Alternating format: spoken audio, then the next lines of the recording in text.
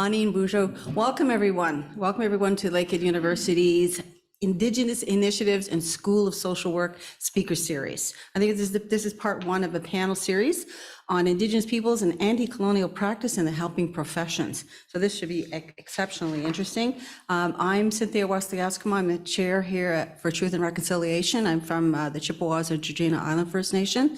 And I want to welcome you to the territory of the Chippewa Tri-Council, which includes Rama, which is very close to us, Beausoleil Island, Christian Island, as it's once been known, and of course the Chippewas of Georgina Island. We've got lots going on in this territory. This is a very active place, I must tell you.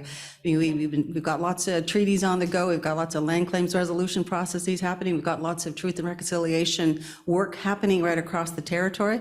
Lots going on here. So I'd like to welcome you to participate this evening in this conversation. We're going to have a very rousing conversation, I think, with all these beautiful women up here.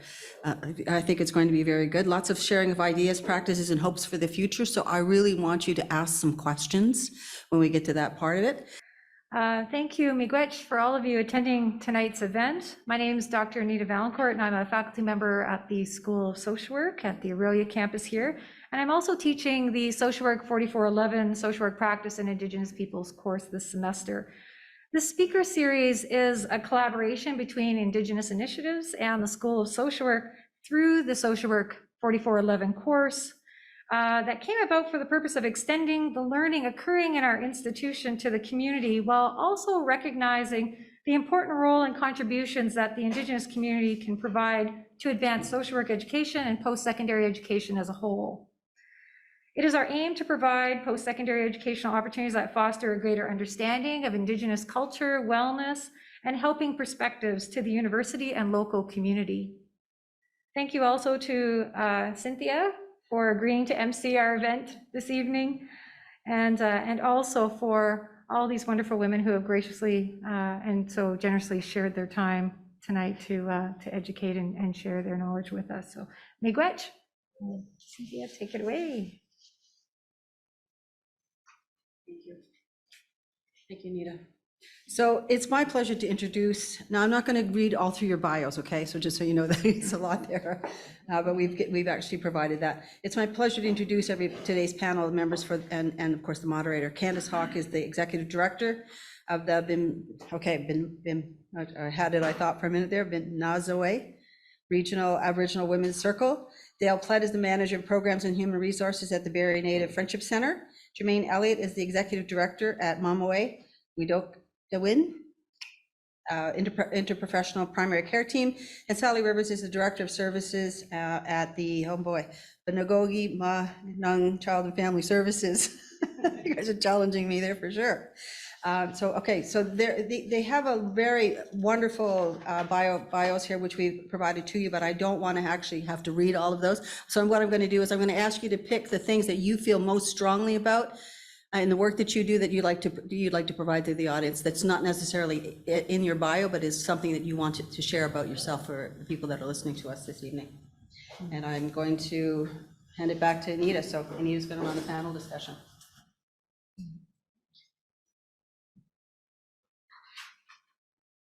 So we can do introductions now if you like, and then proceed. Is that okay? Sure. All right. Who would like to start? Just the introduction, then I'll read the question. I'll start. Anin Bojo Kwekwe Sego Shingwa Kwe Indishnikas Makwa Ndorum Kirigan Zibi and Dojaba. I'm Sally Rivers. I'm a director of services at Nagdwinmag Benojiag. Our name, Nagdwinmag Benojiag, was gifted to us by, I believe, Audrey Kopagog from Christian Island. And the name really means, Benojiag is children, and Nagdwinmag is more of a concept. As described to me, is about how a mother duck looks after all of her ducklings, forward, backward, side to side, always keeping them safe. And we are, sorry, I have to catch my breath. It's nervous, I'm a little bit nervous talking to people in person. It's been a while. I do tons and tons of virtual meetings with hundreds of people, and I don't feel as nervous as I do right now. So Nagdawinmag Binogiag, we are a designated Indigenous Child Wellbeing Agency. So that's a children's aid society designated under the Child Youth Family Services Act. We've been designated since 2019. We're coming up to our 4-year anniversary. So we're a very, very young agency. That's me. I'll go. Anin Bojo, Dale Dishnakaz, Rema Dojva, Gigon Dodem. Hi, I'm Dale Plett. I am from Rema First Nation. I'm from the Fish Clan, and I am the manager of human resources and programs at the Barrie Native Friendship Center.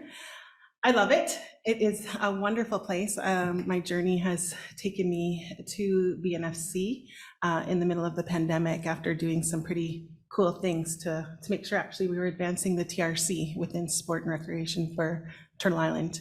And that's one of my favorite things as an Indigenous woman, to be making a difference within the realm of sport and recreation was really important and hard and draining. And so to come back to my home territory to do grassroots work again it's been good medicine. And I'm here today I can't wait actually to talk about all of the great things that we all have been doing. BNFC serves the urban Indigenous community of the city of Barrie. And as you can imagine, we have a lot of people that we're serving right now that are marginalized and homeless. And you know, the work and the things that you're learning here today is so important, because there's a huge need now coming out of on this side of the pandemic, especially for our most marginalized and homeless. And so I'm really, really delighted and thankful for the invitation to be here. And I just want to acknowledge, Trish, thank you so much for the wonderful, beautiful opening today. And thank you for the invite so much. Okay, I'll go. Hi, everyone. My name is Candice Hawk. I'm the executive director for Bimnazojin Regional Aboriginal Women's Circle. We call ourselves BROC for short, but please do not confuse us with that other university. I get that all. I'm like, no, we're not Brock University. We operate transitional housing for Indigenous women and children here in the city of Aurelia. We also provide a community-based regional housing first program. So we work with the Indigenous homeless population across the county of Simcoe. I've been working with Brock for 15 years, done a lot of work in this community prior to that as well. So I have a pretty long history of doing this work, and it's an honor to be here. And I'd just like to give a shout out to our friends who are joining us virtually tonight. Miigwech. Miigwech, Candice. Ani, Sakajawaya Panasi Quadishnakazit, Genabajing Donjaba, Gigo Dodem, Anishnabe Quayandal. It's so nice to be here this evening. My name is Jermaine Trudeau Elliott, and I'm from the Serpent River First Nation, from the Fish Clan, and I'm an Anishinaabe Kwe. I live here in Aurelia, and I've been here for about, I think, 16 years. I wasn't coming to stay that long. I thought, you know, I'll check it out for, you know, a couple of years and then move on. And it's just the circumstances of life that that kept me here. But I got to say that this is such a beautiful area, and there's almost like a magic in this region. And I don't know if any of you are from somewhere else, but the magic of this region is that I've never been someplace where people are so so inclined to work together in a very cooperative way. And I was speaking to someone, and they were explaining to me that we're also geographically in a place where, you know, the Laurentian Mountains meets another like southern piece of geography. And I was thinking, well, that must be it. That's what makes this place so special. Right? In any case, I live and work here. My responsibility is to lead Mamaway Wido Ductwin, which is an Indigenous primary care team. And Mamaway grows out of the vision, the collective vision of the people of this region to change health, to create a health system that is built on Indigenous values, on Indigenous practice, and on the good way of doing things together. And that's the foundation. We were also asked by the communities in this region to incorporate traditional healing practices into primary care. So when we talk about primary care, it's not just about the doctors and the nurses, so those are very important to the healthcare system. But equally important is the traditional knowledge in our communities, the traditional knowledge that our grandmothers held, that our healers held, and which kept our people safe for hundreds of thousands of years. And that's our evidence. So that's what Mamaway Wido Ductwin is. We like to work with partners across the region, with our friends at Danandawendamag Benojiag, at Barrie Native Friendship Center, and over here at Brock. And we have a lot of partners. The thing that I like best is working in health, but connected to that is I have a deep appreciation for history, because I think that as Indigenous people, our history is in the here and now. So we carry all of that information and knowledge of generations past. And one of our concepts is the responsibilities of 7 generations. My mother-in-law explained to me another way of thinking about 7 generations, and that's that we carry. Our responsibility is to understand what the knowledge is 3 generations behind us, or the knowledge of our grandparents, and to ensure that we pass that on to our grandchildren. So that's one of my, I guess, one of my passions, to make sure that happens. So miigwech. Thank you for inviting me here this evening. Miigwech, and welcome again, and thank you. When we first started this exchange, like any academic, I sent really complicated questions, detailed questions, and so we've summarized them, thanks to Mercedes, into prompting me to summarize it into one question, which I hope is more clear. But what we're doing, so I'll read the question out, and it is intended to be quite general and broad, and then we'll proceed with a very conversational style format, as opposed to individual presentations.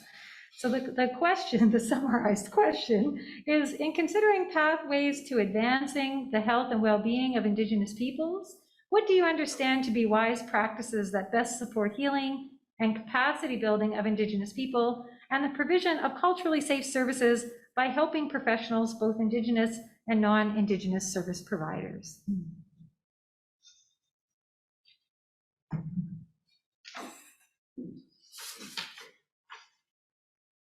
They're pondering, but I know they have a lot to say.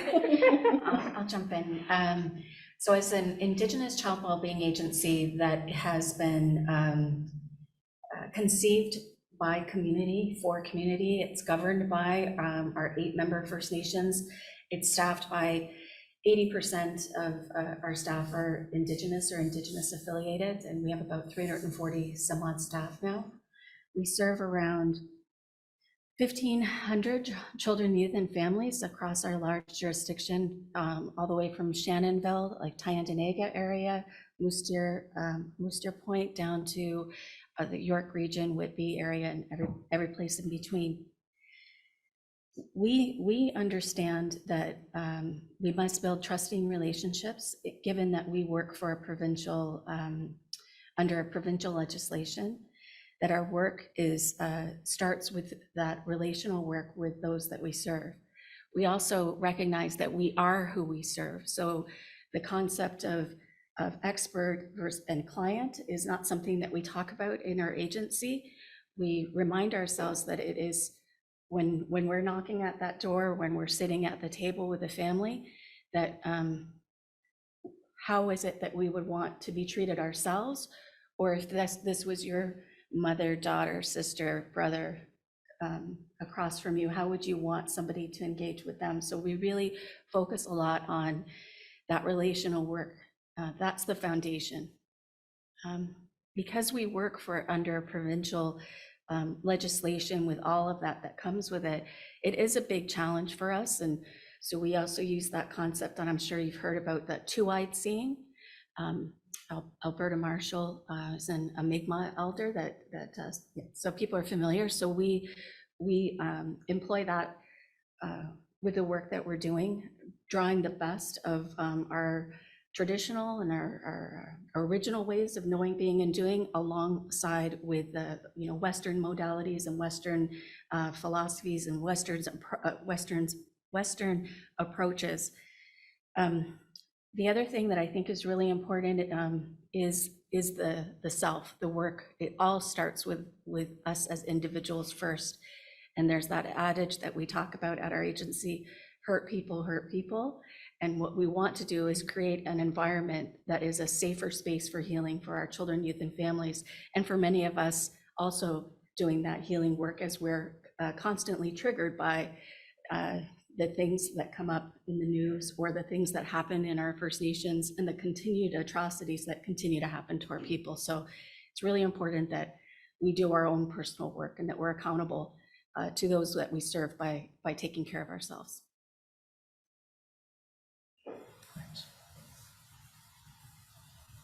I'll go. I don't know. It seems natural. I think, I don't know, I've been thinking about this a lot since this was passed on last week. And I think my answer would have been different before the pandemic as opposed to now as well, I think. So I just want to highlight that, because I think the world has really shifted in a lot of different ways. And so with that in mind, and knowing, that's where I'm coming from, because obviously there's been a shift within me, within the world. And now I'm working at this wonderful organization, Very Native Friendship Center. And so what I really appreciate in regards to the place where I work is we do wraparound services. We offer about 13 different programs within our center. We have 2 locations. One, a justice department that works with those that are struggling with the law, and we're just trying to advocate and make sure that the Gladue principles are happen for the clients that we're working with, that are able to use the Gladue principles. And then we have our other programs within our main center at 175 Bayfield Street. And I think for us, what I just find so incredible is the long history of the BNFC. It was created by people that were doing the work on the side of their desk and saw a need within the city of Barrie in the urban Indigenous community in 1987, and really dreamed this beautiful place for their people. Because, I can barely remember 1987 a little bit as a child, but it wasn't very friendly to us as Indigenous people. I remember my mom getting the check for her $30 when she married my dad when I was a little girl, because he was non-Native. And, so I think about that hard work our founders of the BNFC did in 1987, and that leap of faith that they took because of all the barriers that they would have had to have conquered to start something. So I love going into the center, because I never forget that hard work that our elders, and I love it because they come back, and some are on the board and sometimes they're not. And I'm so grateful that they took that risk.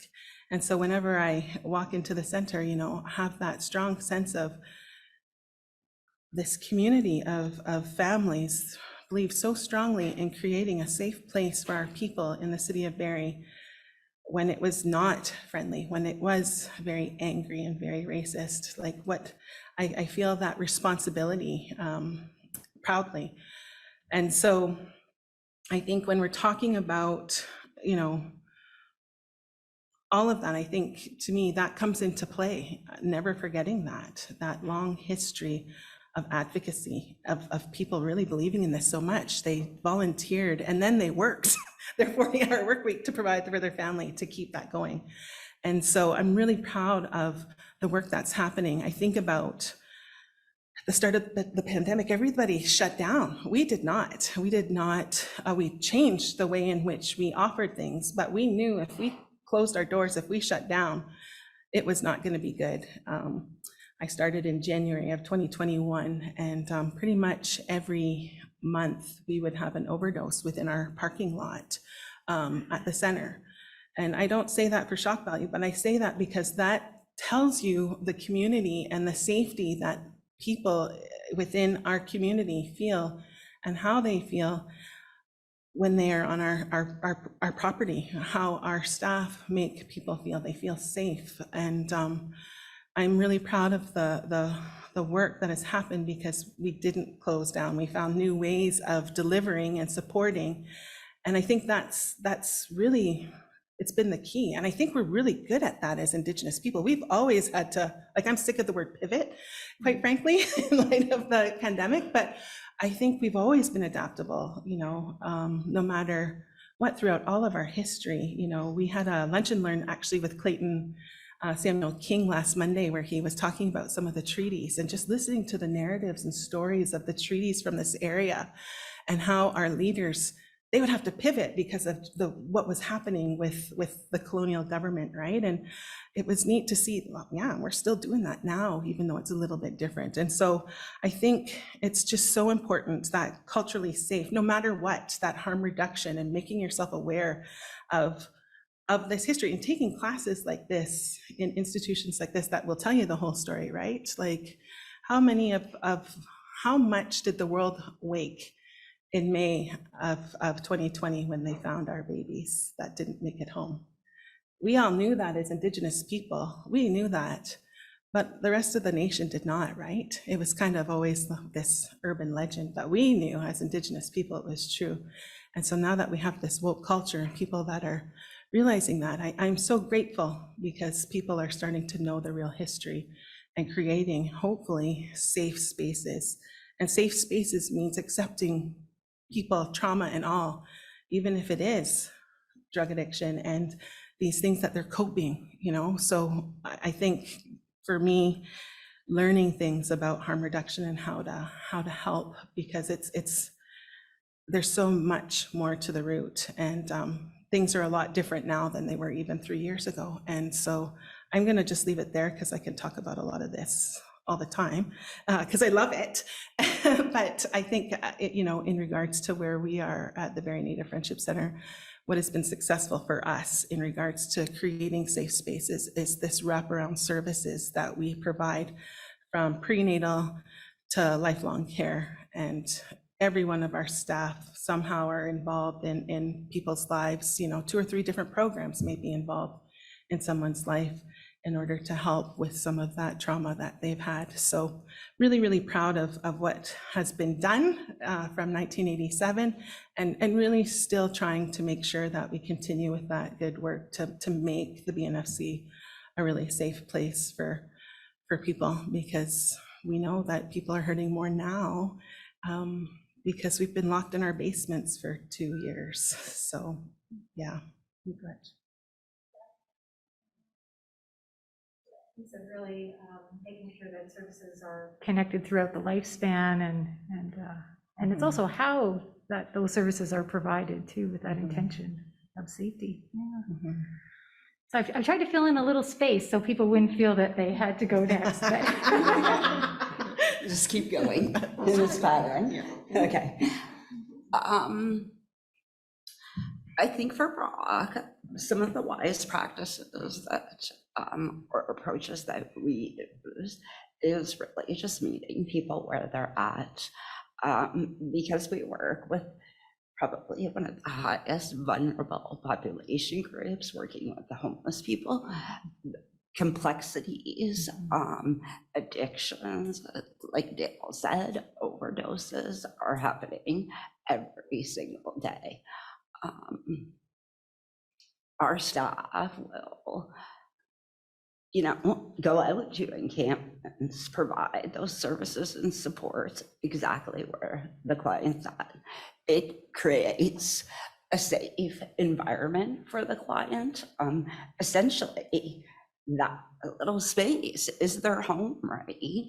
And that's where they feel safest. And so we respect that in a non-judgmental way, and we'll meet them exactly where they're at. Being able to create safe spaces too within our residential program is critical. I was sharing with my friend here, Jermaine, prior to the panel discussion starting.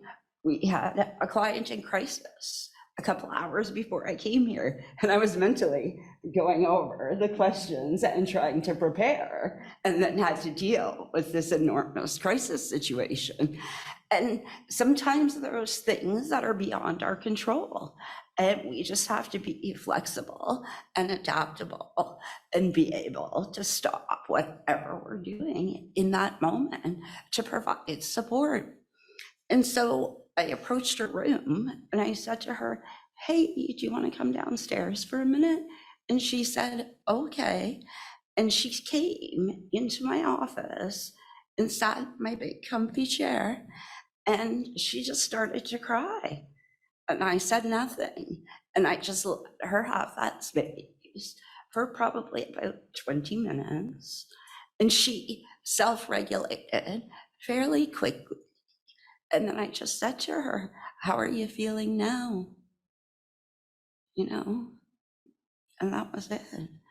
So, yeah, that's some of the approaches that we use. And it's really about, I guess, fostering a sense of empowerment for the clients. Yeah, you could.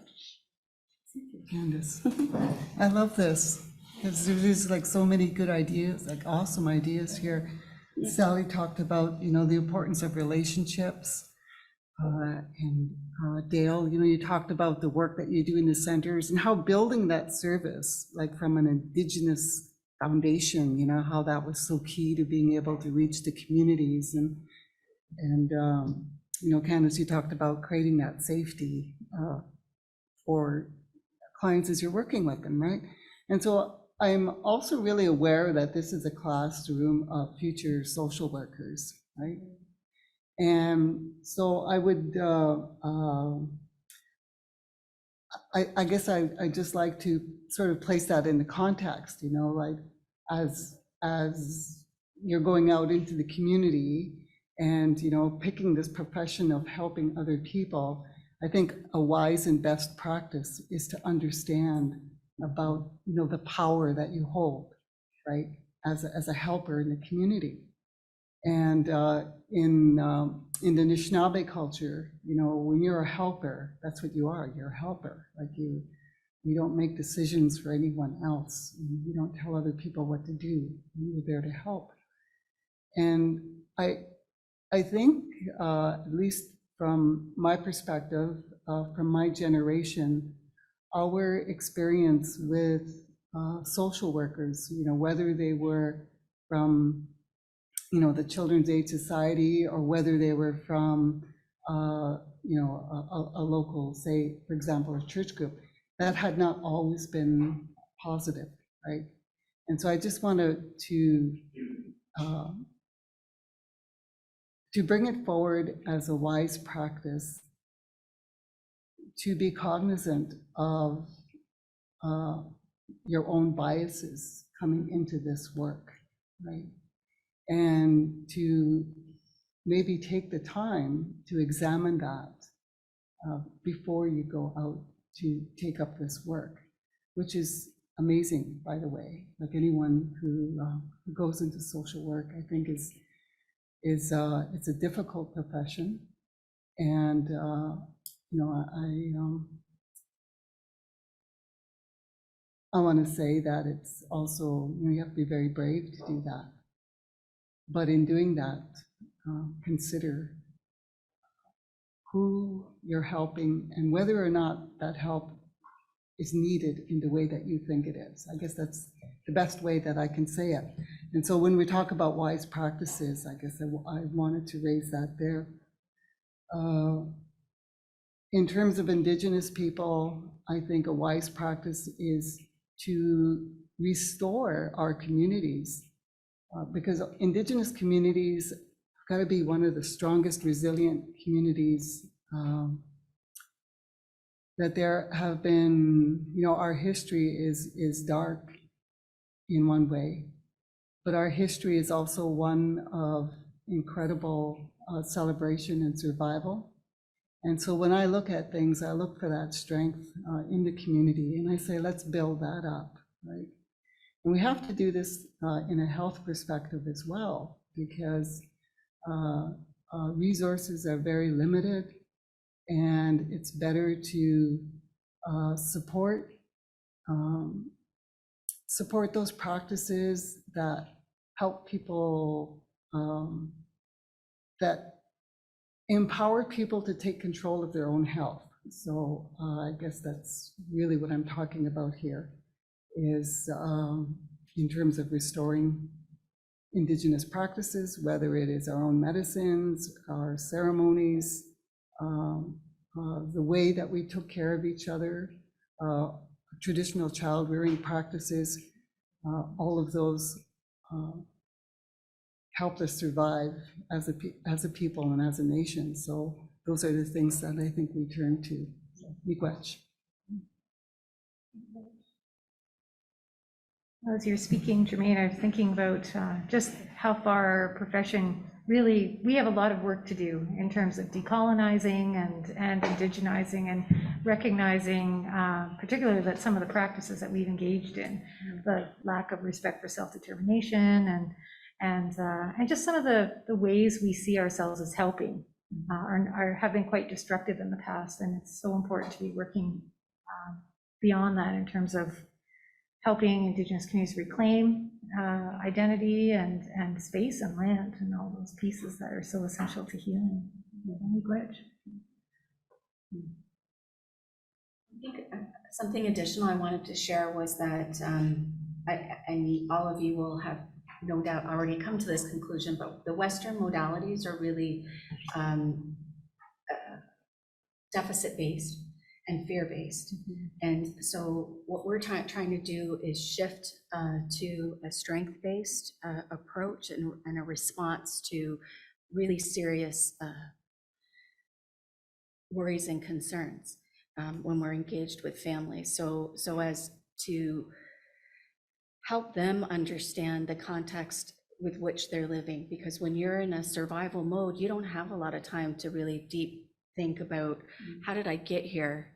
Was this just me? And maybe the Western way of thinking is that it's your fault, and not understanding the larger context. So for us, it's really important that all of our staff have the same foundational knowledge about our collective history, and encourage them really to do that deep work within themselves, but also affording or providing the opportunities for folks to understand and reconnect to who their people are. So for children who have been in care for years and have been disconnected to their extended family, their community, their First Nation or their Métis community or Inuit community. I mean, you will have already probably discussed the atrocities that happen and that still happen today.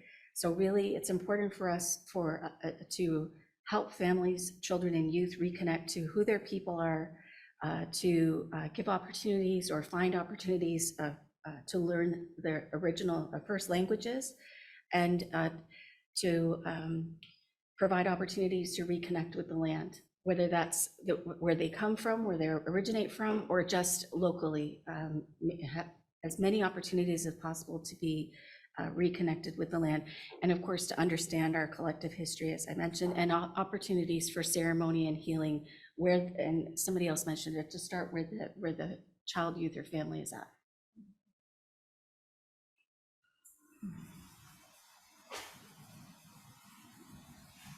I could also go on. You had mentioned that truth and reconciliation. That's something that I try to do consciously when I'm meeting with non-Indigenous service providers, is to ask them, what have you done about your commitments? You know, and to keep this fresh in people's mind and not a point in time of May that's passed, but really, and challenging them to tell us, what have you done, what are you doing, how are you committing, what are you doing with yourself, and what are you doing with your agency to honor those commitments and those calls to action for missing and murdered Indigenous women and girls as well. That's another, that just constantly talking about it and challenging those service agencies to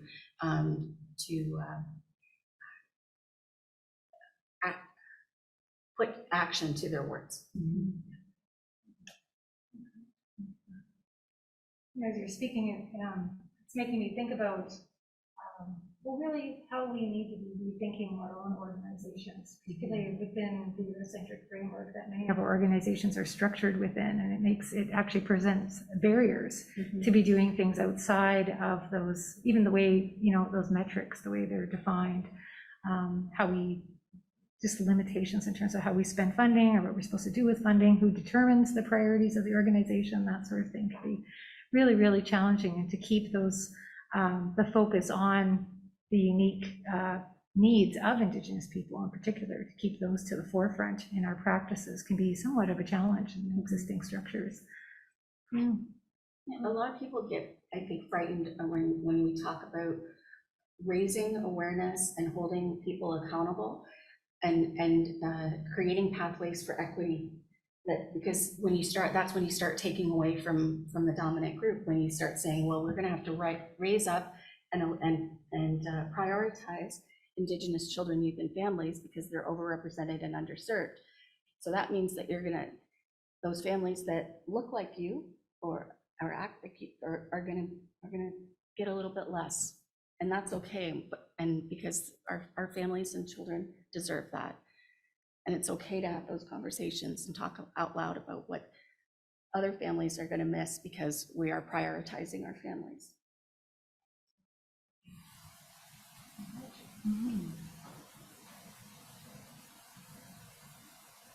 I think just to kind of continue on with that too, maybe not so much with families and children, because I think, you know, that's not, well, we are working with families and children, not to the extent that DVCFS is, but, you know, in regards to real life examples, right? Like I see my dear friend and sister Shauna in the back, and we actually had a meeting today. We were debriefing our drum social that we did with Mum Away this fall, and we had a really great turnout because it was one of the things that we decided collectively at the Barrie Native Friendship Center is we weren't going to be doing a powwow. Instead, with things starting to open up, we wanted to do small pocket type things to bring community back together, because the anxiety that people are having now in bigger groups, we didn't want that to be a barrier. And so it was so great to partner with Mum Away to do this autumn drum social. And it was really exciting because it was actually Rama's youth drum that was the host drum, and it was their first big event outside of the community that they were able to do, and it was just beautiful.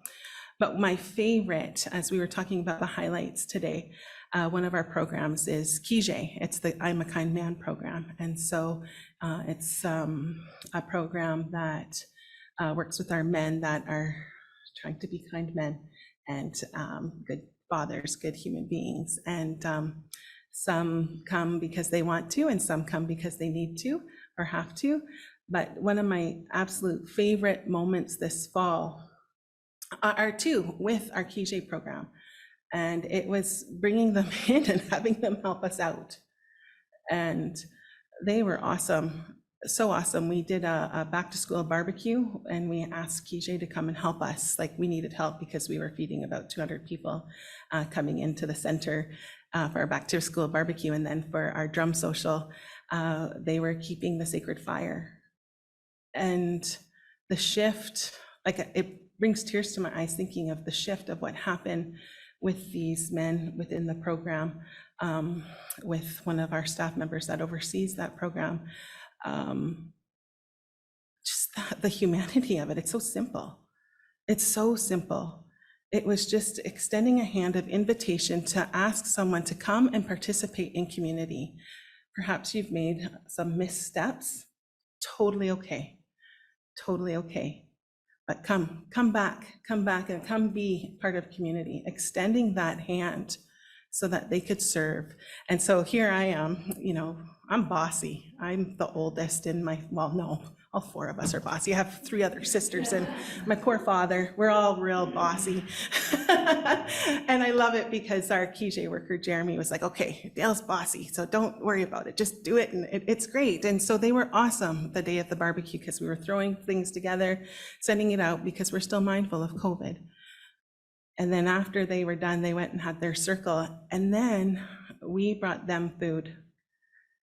And the very act of us serving them shifted something within their hearts and changed something within the trajectory of their story. And already there's been a shift in regards to just that small act of inviting another human being to participate in community. And it's so simple, but I think sometimes we get so stuck and judgmental and unkind and jump to conclusions when really all you needed to do was extend a hand and ask. And it's just shifted the whole life of this program. And I am just so grateful. And so I just kind of wanted to add a little bit to kind of what Sally was saying in regards to tangible examples, right? Because I think it's really important, because sometimes it's easy to talk about all of the theories, but not talk about, okay, so what then? And so it's so simple. Just extend that hand of friendship, extend that hand of, come on, be a part of community, and it will shift. Especially if you're trying to create this safe space, like what we've been talking about, and you're implementing some of these things and having that understanding of the trauma and why we have this intergenerational trauma. And then by extending that hand of love and friendship and community, it has shifted the lives of about 25 different men within this program in the very best way. And so I just wanted to kind of tag along to what Sally's saying, but add that really, really personal two examples of our drum social and then our back to school barbecue of inviting these men to participate in community, because it wiped away some of that shame that they had been feeling, because we celebrated those guys like you wouldn't believe, and we needed them. I hate carrying in wood. And I'm so grateful because they let me do it. They wouldn't let us carry the garbage bags we had lots of garbage after. They wouldn't even let us carry the garbage out because they were just so grateful for that invitation to partake and help in the greater context of community. And it makes me, I'm an emotional little person. I'm surprised I'm not bawling my eyes out because I love that story.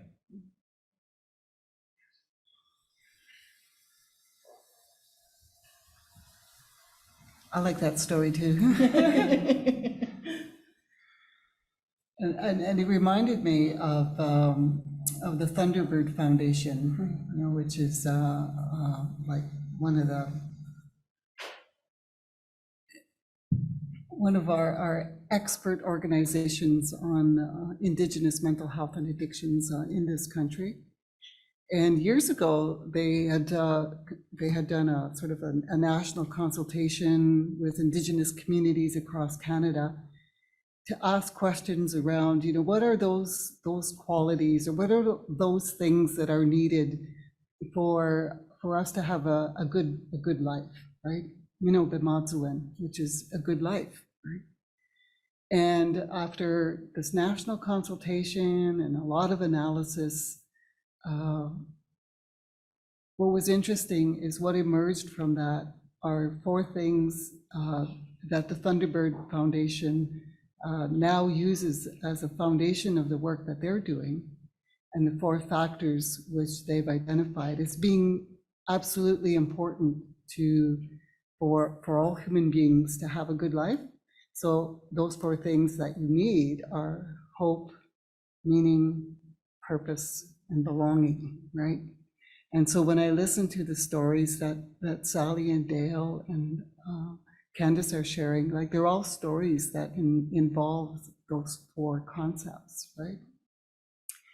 And again, you know, as you go out into the community to do this work, and I love what you're saying about, you know, it's simple, right? It's not complicated, right? What can we give people in our community? What can we give those who turn to us for help, right? Can we give them hope? Can we give them a sense of purpose, some meaning, right? A sense of belonging. And if we can do any one of those four things, I think we've done something good that day, right? Miigwech.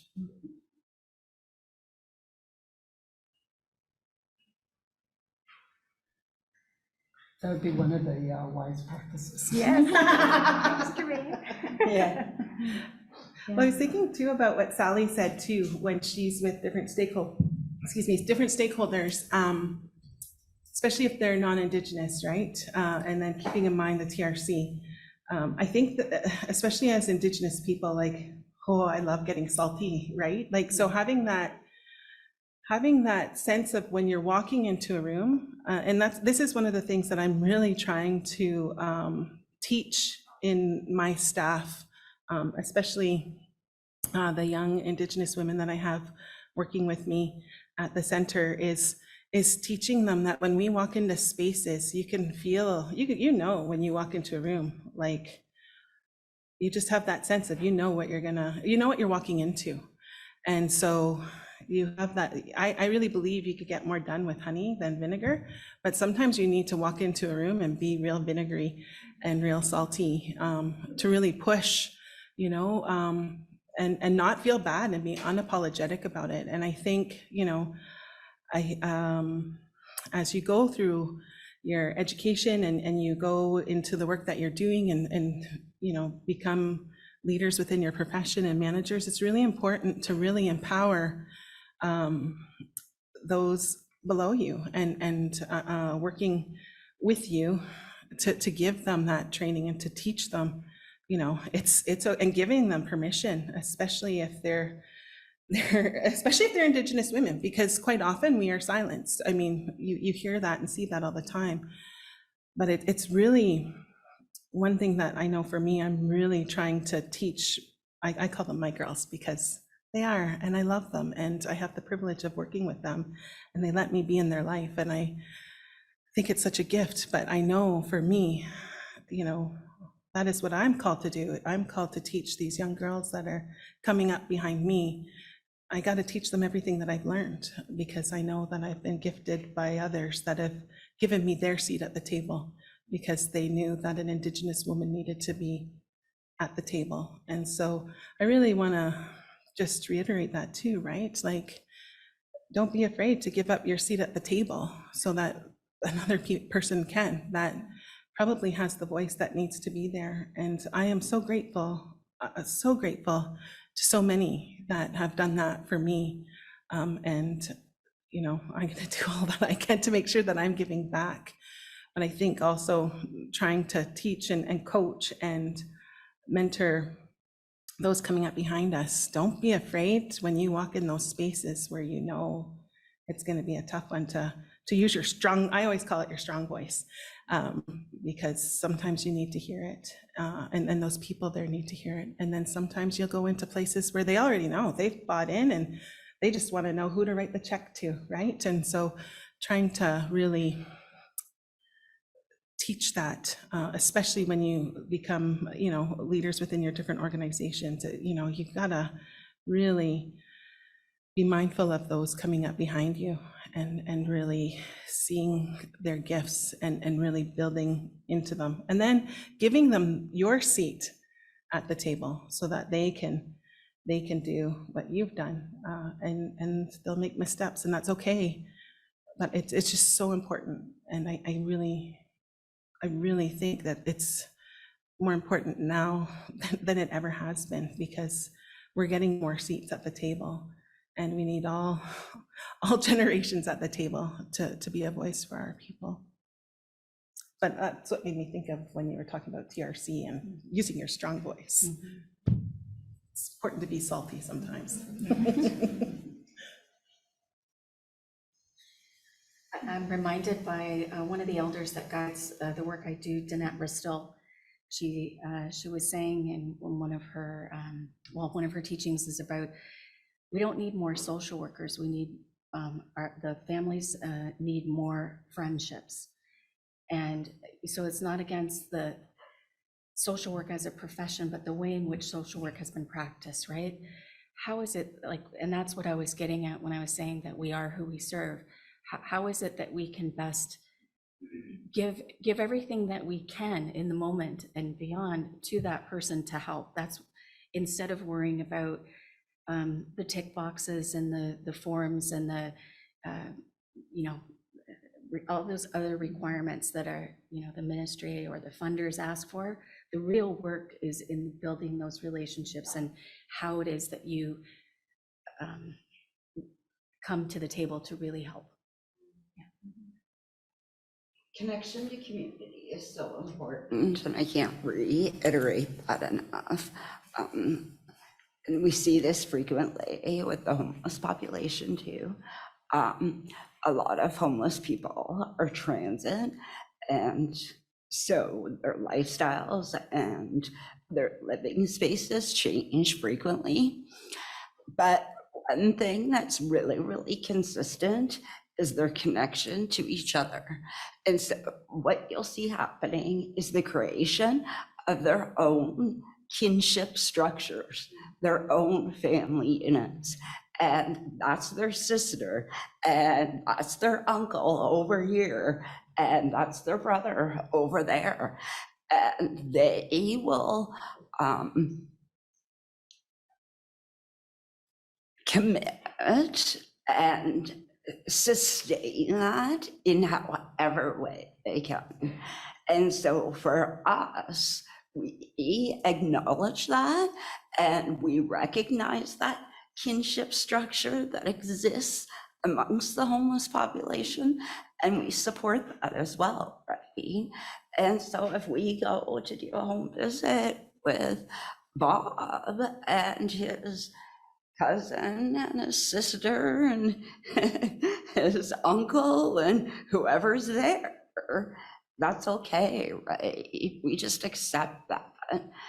Relationships are the foundation of Indigenous people, and I think that's critical to remember and carry with you going into this work. Miigwech. My gosh, I just love what you guys are saying. Sally, like that reminder about the strength of those communities and what we had in place, right? Before, we had institutions or organizations, we had a community that understood how to care and meet all of its needs, right? And then I like what you were saying too about the creation of the community, because that's important to us. One of my teachers would say, connection is the correction, right? Yeah. Connection is the correction. And I realized that, like I'm a grandmother, right? So I would say I'm old, right? But I grew up at a time when there was very little services in our community. Like we didn't have I grew up I didn't grow up all of my life on a First Nation, spent my childhood on my First Nation. And at the time, there was no band office or there was no recreation center, anything like that. We took care of those things internally. And I think that that's important to remember, that we're not that far away from that time, right? And sometimes, I explain to people, my grandfather was born in 1898, right? And so when my grandfather talked about the treaties, he wasn't talking about a historical document. He was he had knowledge that was passed on to him by his father and his grandfather. And so, you know, when we talk about history, we're not, it's not like ancient history. And we're impacted by that history today. And so when I think about decolonizing and anti-colonial practice, in my mind, you know, that means that we have to go back to that first knowledge, that Indigenous knowledge. And we use that to rebuild our communities, because our communities have been impacted by colonial practices, by the Indian Act, by a military government that herded Indigenous people up into small bands and kept them. We have to move past that. And the only way we can do that is to first acknowledge that it happened, to reclaim that space that's rightfully ours, and to restore Indigenous knowledge, right?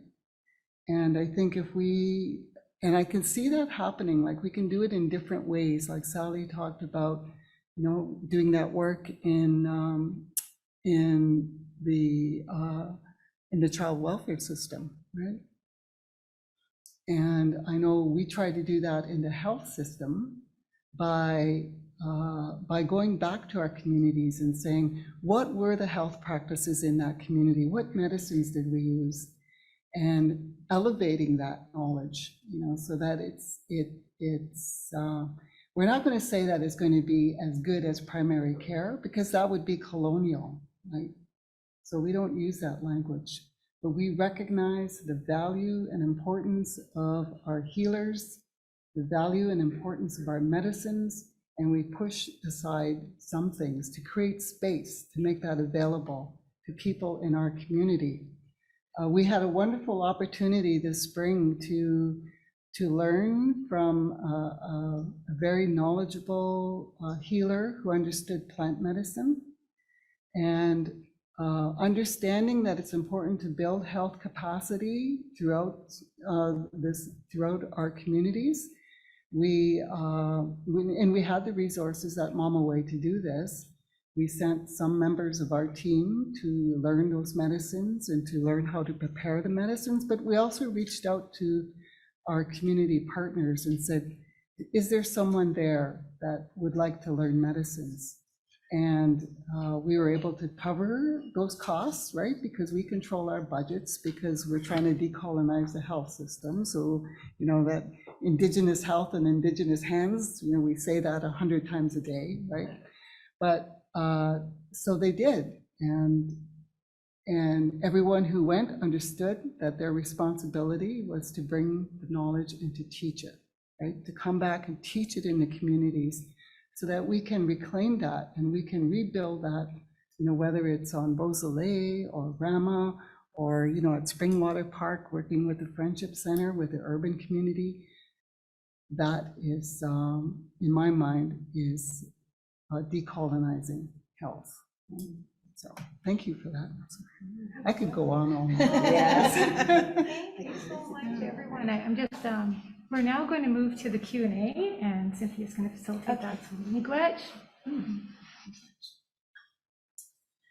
Yeah, before I do that, I just want to say, you kind of also all took me down a little bit of a trip down memory lane. I mean, the Bear Native Friendship Center, I was on the board of that years and years ago. In fact, we hired Lee Miracle to be the director at one point in time, when she was not being the famous author that she was before she passed on. So there's been a lot of work that's gone on in these communities. I absolutely agree that it's been a real pleasure to listen to what you have to say, because we do need the work that's being done by all of you. And there's a lot of people out there that want to continue that work as we move forward.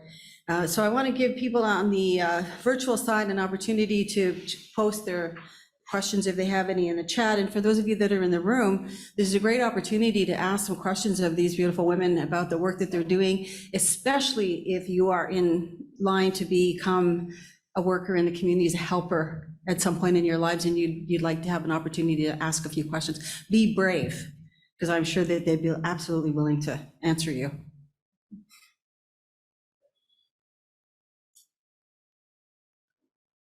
Come on.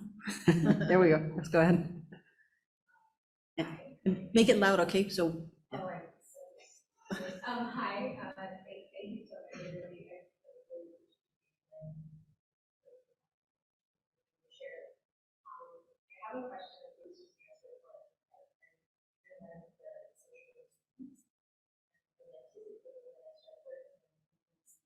wherever and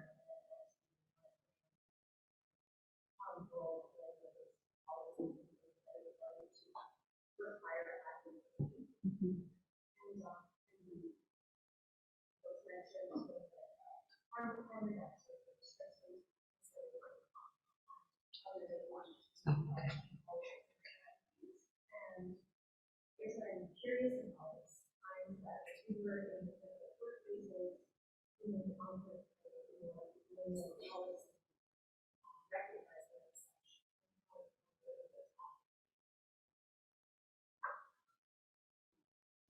We need a lot of disruptors, right?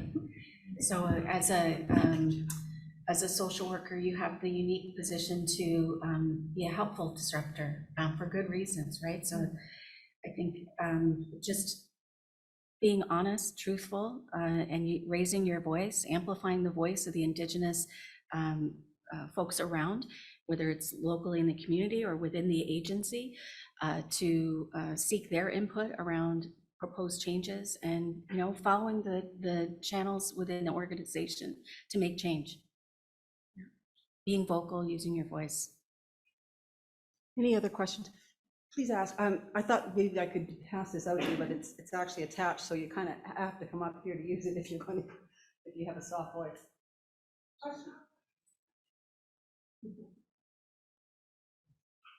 Don't be shy. This is a good opportunity. You don't get these opportunities all the time. Yeah, go ahead.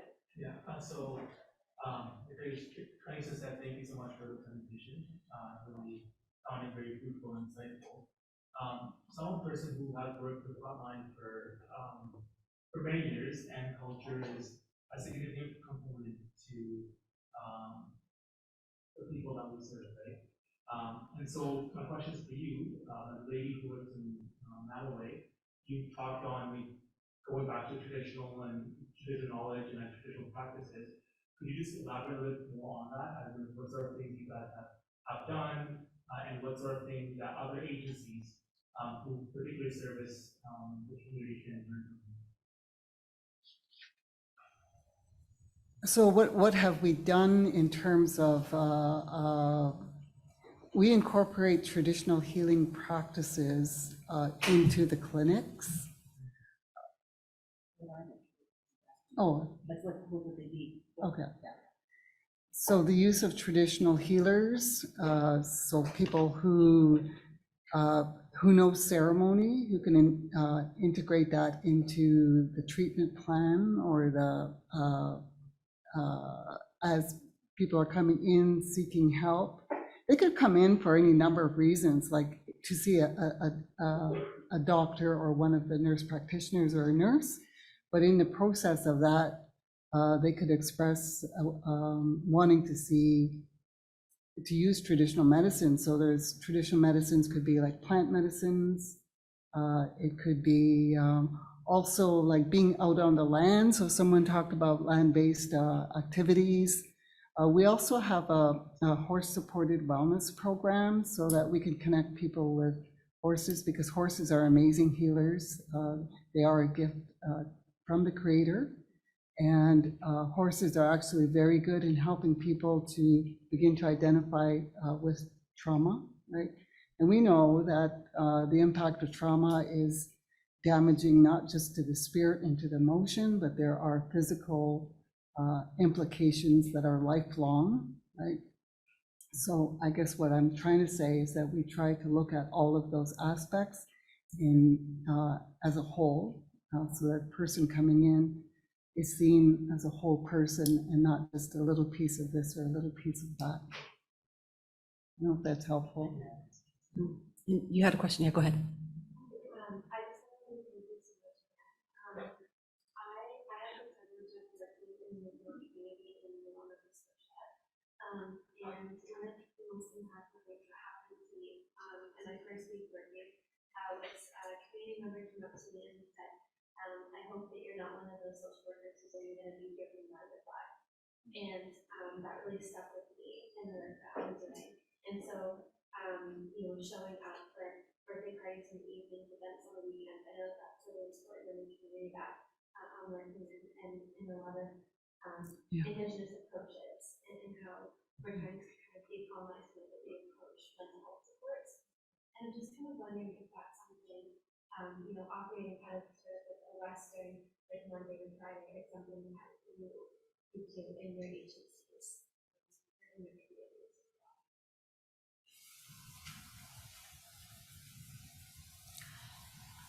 We do right now, only because we weren't before COVID, but with COVID, we had to kind of change the way in which we were operating. And so we're just slowly easing back into opening our doors slowly. And we're really happy we opened slowly because of all of the flu, cold, all the stuff going around right now.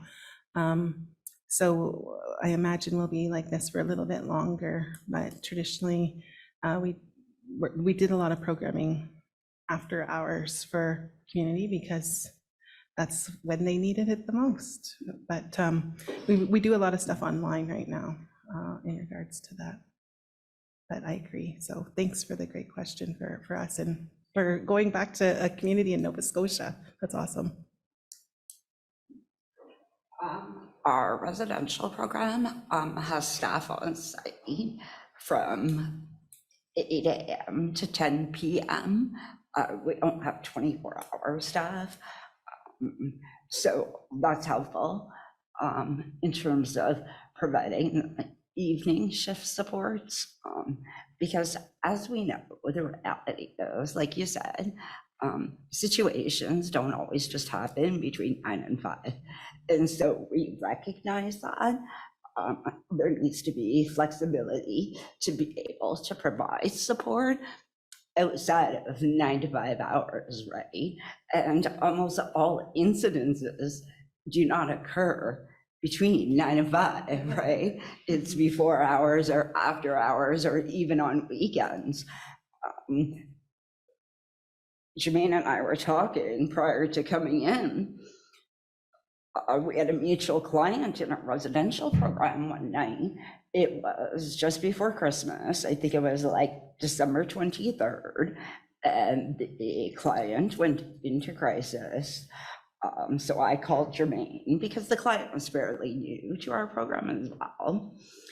Jermaine so graciously came over because I was by myself with her at that time.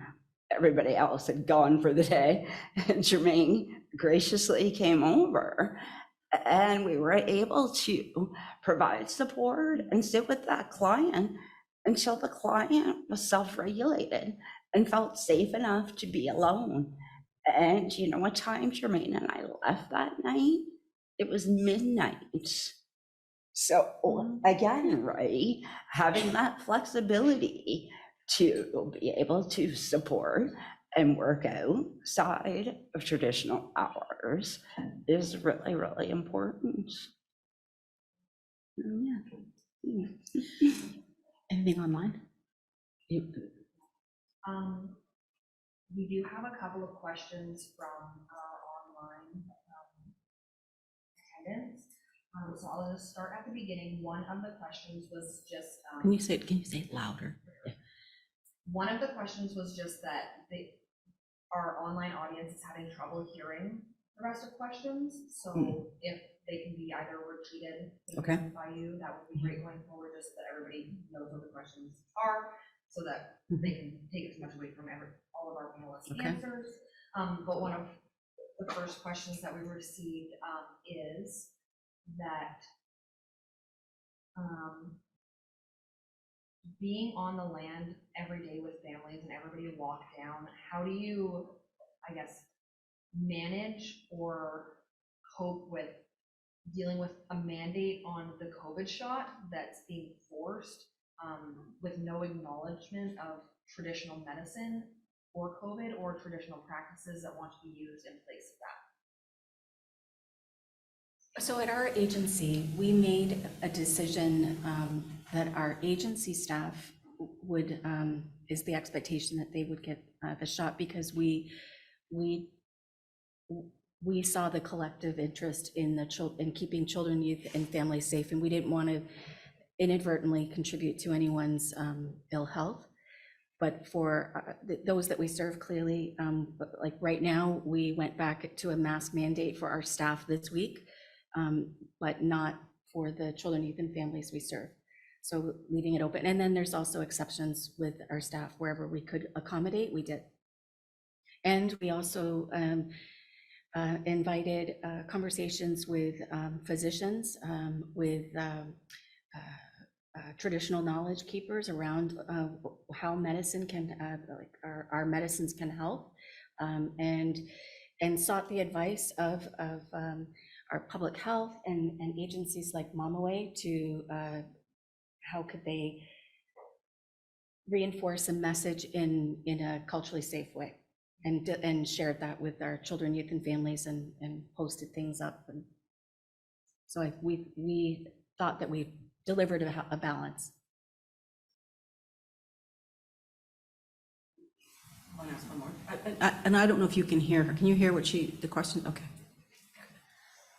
The next question that we have from our online users is, what work needs to be done to make mainstream non-Indigenous agencies more safe for Indigenous people as clients? That's $1 billion question. Yeah. Education. Yeah. Strong education and information, and it takes our Indigenous people to get up and stand up and give that education and that information. The 94 calls to action were just not for the non-Indigenous. They were also a call to action for our own people to stand up and say, this is what our expectations are. And so when we're asked to speak on non-Indigenous matters, they can't speak to it and they can't change it if they don't know what that is. And I'll be perfectly honest, some of us don't know what it is either. Like, what is exactly the very first Indigenous relationship, knowledge, relationship? Well, it was spirit, but we have a hard time saying that out loud. People will dismiss that knowledge because we still struggle with that, right? It's from here to here, right? Mind, soul. That's for some of us, that's 10 million miles away, and we still don't get it. So I challenge my friends and my family and my colleagues to say, not just to the non-Indigenous, I say, how are you educating? How are you informing? How are you helping make these changes? So I can speak to that, if you will. So we've recognized that the importance, we talked about that, the importance of relationship, but also the importance of advancing and providing not just awareness, but knowledge about the need for cultural safety. And it's not just about cultural safety, it's about the cultural humility, right? That the person standing there in ER doesn't know everything about the patient in front of them, that might look different, that might be a different color or from a different, just might look different, right? So set that aside. But the work of cultural safety training has been undertaken by the Barrie Area Native Advisory Circle, by BANOC, for years and years. And we keep track of data, and we keep track of information. And I know that last year alone, there were 2,183 individuals trained within the healthcare system alone. Well, not just the healthcare, but in the education system as well. Most of that was in the education system. A little disappointed about the numbers for the healthcare system, but we're working on it, right? And the other important thing is to inspire the leaders within those institutions and organizations to recognize that this is what's needed. in order to create that culturally safe space. Because if the leaders in that institution don't see it as a priority, certainly the middle managers or the person at the front are not going to see it as a priority either, right? So through the Indigenous Health Circle, we've worked hard to establish those relationships. We have a letter of relationship with Royal Victoria Hospital, with Georgian Bay General Hospital, and in each of those hospitals, we've established working groups to begin to look at those issues of why Indigenous people don't feel safe within that organization, might not feel safe showing up at ER, and therefore don't come for healthcare at a time when it would be more appropriate. Like everybody's waiting till the last minute, right? Or waiting till the situation is gotten too severe. So those are the kinds of things, like I think we have to be organized and strategic and consistent, right? So I have a friend of mine says that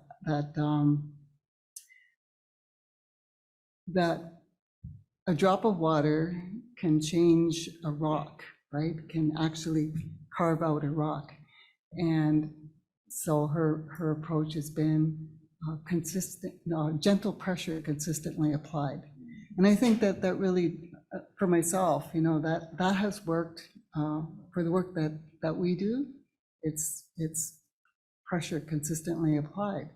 And it takes years, but it's better than just not doing anything, right?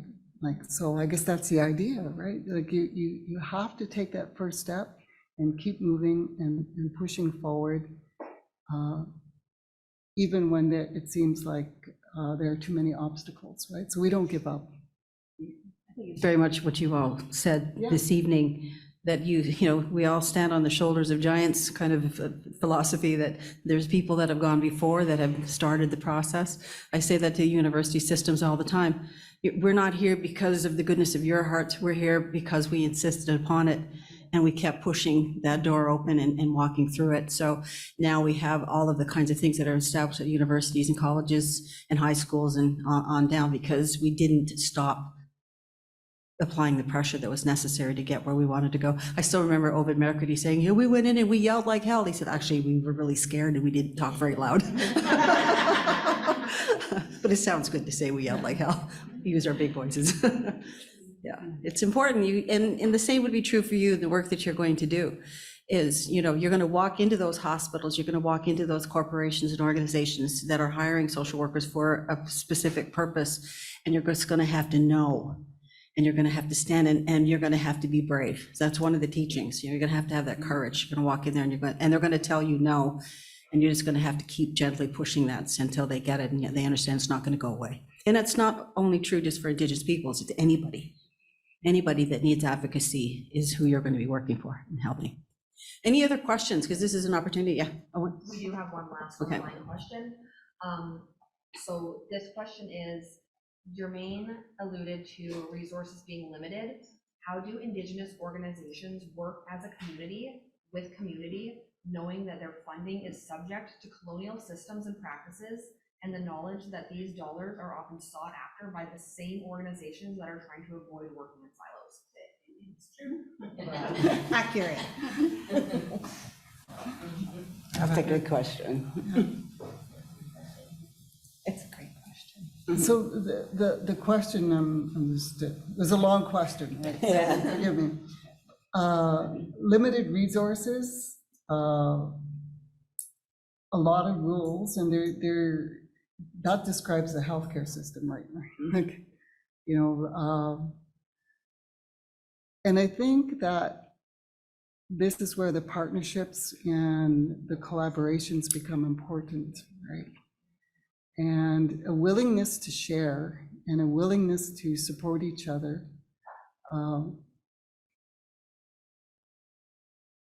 And sometimes we have to frame the work that we're doing in the language of the oppressor, right? I mean oppressor in just because that's the way the question came, but and we have to frame the work that we're doing in the language of the funder. Right?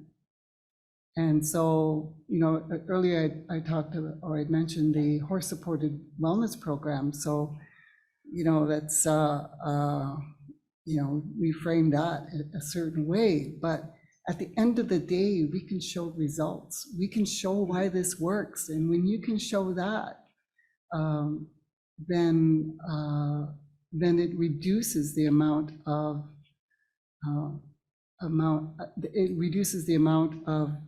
resistance, you know, like, because this particular activity or healing method didn't fit into this category, right? But when you can show results and describe it in a way, you know, that the funder understands, then there's a little bit of breathing room there. But I guess I have to come back to the way that we work together and the way that we share those resources. And I think that's always been helpful because, yeah.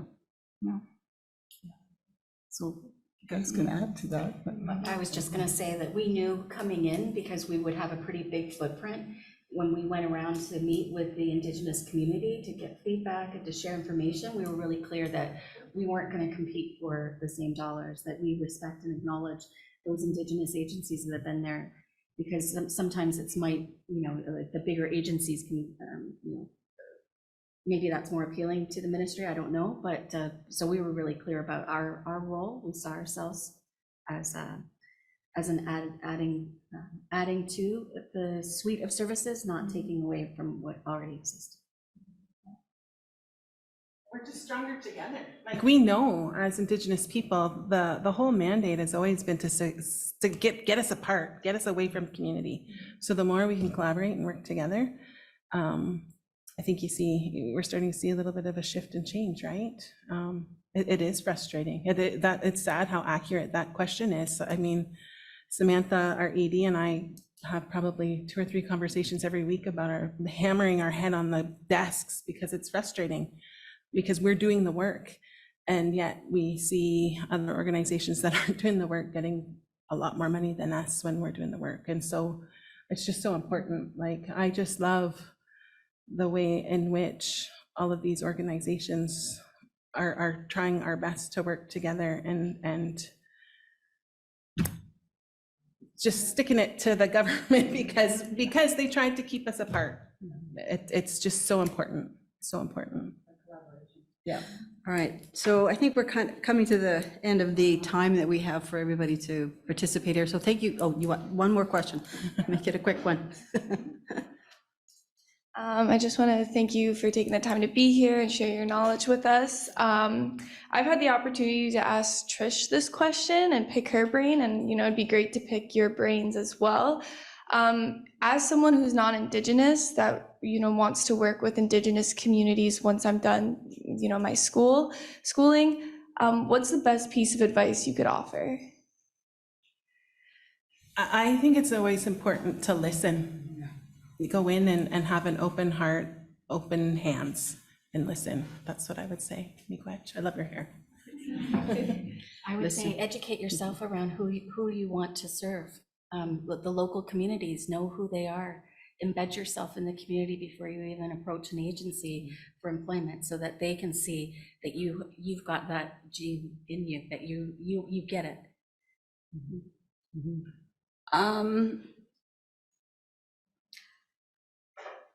I think Jermaine talked about looking at your own biases, your own assumptions, looking at how you can incorporate Indigenous worldviews into your own attitudes and values, being non-judgmental, having zero expectations whatsoever, and just building trusting relationships and creating that safe space. Yeah. Oh, and I would add to it, respect. So one of my teachers, Rebecca Martel, she says that respect means to look twice, right? And I think that respect is so important.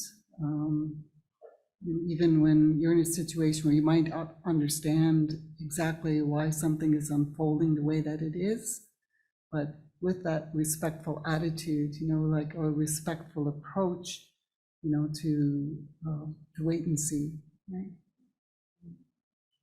Thank you. 1/5 point of knowing when to do the heavy lifting is a key element I would like to add in here. And just allowing the space and then asking when it's time to do that heavy lifting. That's a good one, thank you. That's a really good one. So I want to say miigwech to everybody that was courageous enough to ask a question. That's an important part of any panel discussion. And miigwech to all of you ladies for the really important words that you shared with everybody today. So we're going to close the session. I want to thank everybody for attending, and I want to invite you back next week for the second series, which is at the Anishinaabe Mind, returning to whom we have always been, the application of Anishinaabe knowledge within social systems with Nicholas Delire. So that's for next week.